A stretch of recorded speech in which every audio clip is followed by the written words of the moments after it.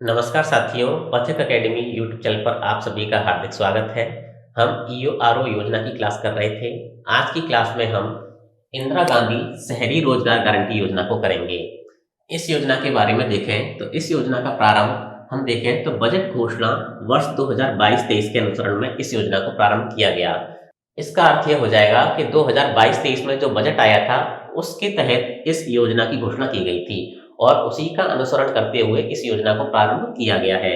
कई जगह पर इस योजना की तारीख 22 मई और किसी जगह पर 9 सितंबर दी गई है, लेकिन जो आधिकारिक वेबसाइट है वहां बजट घोषणा 2022-23 के अनुसरण में इसका प्रारंभ बताया गया है, तो आप इसी को याद रखिएगा।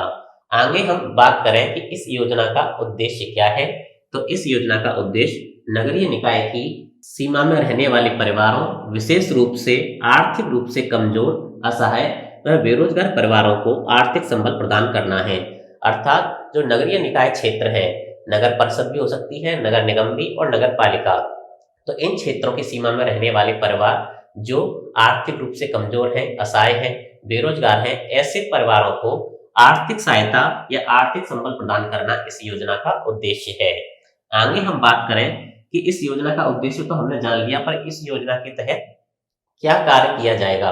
तो इस योजना के तहत एक वर्ष में 100 दिवस का गारंटी शुदा रोजगार उपलब्ध कराना इस योजना का कार्य है। अर्थात एक वर्ष के भीतर 100 दिवस का गारंटी शुदा रोजगार व्यक्ति को या परिवार को उपलब्ध कराया जाएगा। यह योजना नरेगा की योजना पर ही आधारित है या उसी तर्ज पर है।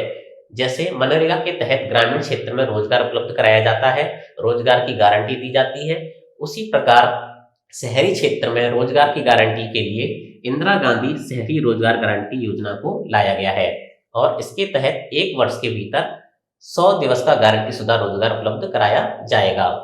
आगे हम बात करें इस योजना की पात्रता क्या है, तो इस योजना के लिए 18 से 60 वर्ष की आयु होना अनिवार्य है।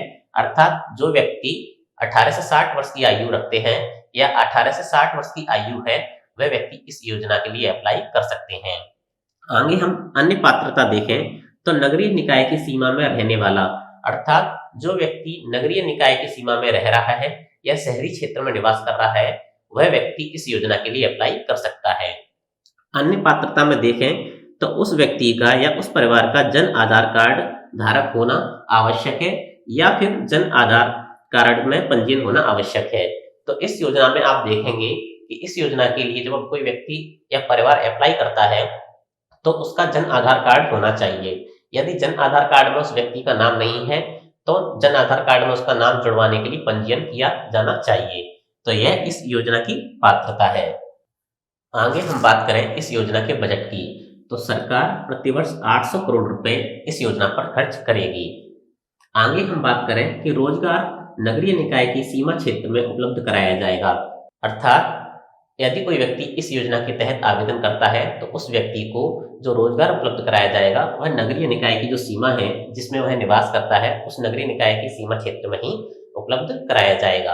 आगे हम बात करें भुगतान की, तो भुगतान 15 दिन के भीतर जन आधार कार्ड से लिंक बैंक खाते में किया जाएगा। अर्थात यदि किसी व्यक्ति ने इस योजना के तहत आवेदन किया है तो आवेदन करते समय उसने जो जन आधार कार्ड प्रस्तुत किया है उस जन आधार कार्ड से लिंक बैंक खाते में उसके कार्य का भुगतान 15 दिन के भीतर भीतर कर दिया जाएगा। आगे हम देखें कि इस योजना के तहत जो व्यक्ति आवेदन करते हैं उन व्यक्तियों से क्या क्या कार्य करवाए जाएंगे उनके बारे में चर्चा करते हैं। तो यहाँ जो कार्य दिए गए हैं उनमें सबसे पहला कार्य है पर्यावरण संरक्षण कार्य। तो पर्यावरण संरक्षण कार्य के अंतर्गत उस व्यक्ति से नगरीय निकाय या जो नगर निगम, नगर परिषद या नगर पालिका का क्षेत्र है उसके भीतर सार्वजनिक वृक्षारोपण का कार्य कराया जा सकता है। फुटपाथ आदि पर जो पौधे लग रहे हैं उनको पानी देने का कार्य, उनके रखरखाव का कार्य किया जा सकता है। नगरीय निकाय क्षेत्र में जो भी उद्यान या पार्क है उनके मेंटेनेंस का कार्य, उनमें वृक्षारोपण, उनकी सफाई इत्यादि का कार्य उस व्यक्ति से करवाया जा सकता है। आगे हम बात करें जल संरक्षण का कार्य, तो अगला कार्य है जल संरक्षण कार्य। इस कार्य के अंतर्गत नगरीय निकाय क्षेत्र में जो भी कुएं, बावड़ी इत्यादि हैं उनकी सफाई और रखरखाव का कार्य व्यक्ति से करवाया जा सकता है। आगे हम देखें तीसरा कार्य स्वच्छता व सैनिटेशन का कार्य। तो स्वच्छता व सैनिटेशन कार्य के अंतर्गत उस व्यक्ति से नगरीय निकाय क्षेत्र में साफ सफाई इत्यादि के कार्य करवाए जा सकते हैं। सार्वजनिक शौचालय इत्यादि के रखरखाव का कार्य उस व्यक्ति को दिया जा सकता है तथा अन्य जो भी साफ सफाई के कार्य नगरीय निकाय क्षेत्र में हैं वह उस व्यक्ति को दिए जा सकते हैं। जैसे फुटपाथ आदि पर जो झाड़ियां उगाती हैं उनको काटने का कार्य, किसी उद्यान की साफ सफाई का कार्य या अन्य किसी सार्वजनिक संपत्ति की सफाई का कार्य भी दिया जा सकता है। अगला कार्य देखें तो अगला कार्य है संपत्ति विरूपण रोकने का कार्य।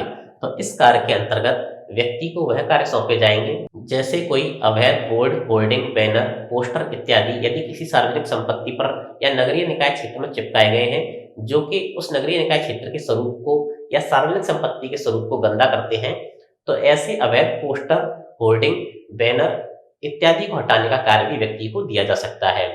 साथ ही साथ इस कार्य के अंतर्गत यदि कोई सार्वजनिक संपत्ति है या दीवारें हैं या फुटपाथ या डिवाइडर इत्यादि हैं, उनकी रंगाई पुताई का कार्य भी दिया जा सकता है। आगे हम बात करें कन्वर्जेंस कार्य, तो इसका अर्थ यह हो जाएगा यह इस कार्य के अंतर्गत उन कार्य में व्यक्ति को लगाया जाएगा जैसे यदि कोई पहले से ही राज्य सरकार या केंद्र सरकार का कोई कार्य नगरीय निकाय क्षेत्र में चल रहा है तो उन कार्यों में उस व्यक्ति को लगा दिया जाएगा। अगला पॉइंट हम देखें सेवा संबंधी कार्य।